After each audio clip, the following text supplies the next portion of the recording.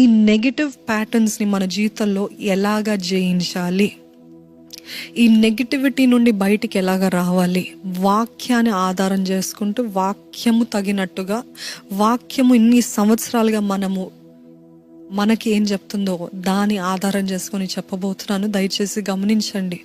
How do you break negative thinking, depressive thoughts, I'm a failure అనే thoughts, ఇవన్నీ ఎలాగ జయించాలి అనేది 10 విషయాలు చెప్తాను. దయచేసి చూడండి.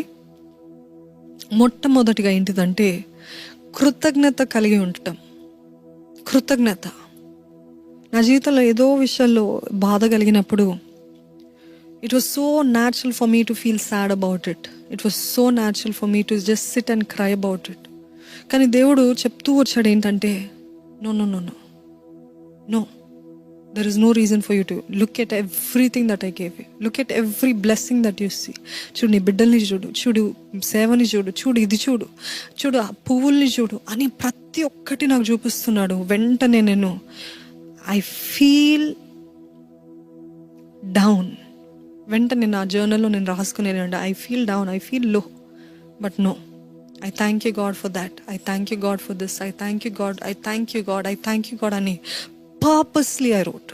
ఇదేదో నేను ఎక్స్పర్ట్ అని చెప్పట్లేదండి. ఇది I had to learn it the hard way. I had depression for a long time.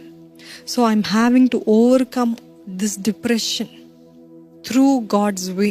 దేవుని మార్గములో నేను జయించడానికి నా సాయశక్తుల ప్రయత్నిస్తున్నాను ఆయన సహాయంతో.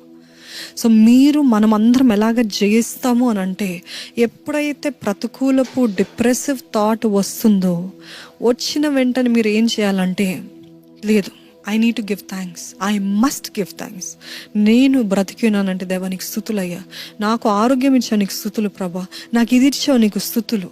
So gratitude rewires your brain for joy. ఆటోమేటిక్గా మనము దేవునికి స్తుతులు చెల్లించే కొలది ఏమవుతుందంటే, అవంతా కూడా దాని పవర్ తగ్గిపోతుంది. ఏది ప్రతికూల ఆలోచనలు, డిప్రెసివ్ థాట్స్, ఇవన్నీ కూడా దాని ప్రభావము, దాని శక్తి తగ్గిపోతుంది. స్తుతి, కృతజ్ఞత ఎక్కువ అయినప్పుడు ఏమవుతుందంటే సంతోషము, నిజమైన ఆనందము, Joy, it will rewire your brain for Joy. మొదటి తెస్సలోనికి రాసిన పత్రిక 5వ అధ్యాయము 18వ వచనములో, ప్రతి విషయం బట్టి కృతజ్ఞతాస్తుతులు చెల్లించండి. ఇలా చేయటము యేసుక్రీస్తునందు మీ విషయంలో దేవుని చిత్తము. ఆమేన్, ఆమేన్. సో మొట్టమొదటిగా ఇది ఏంటిదంటే కృతజ్ఞత.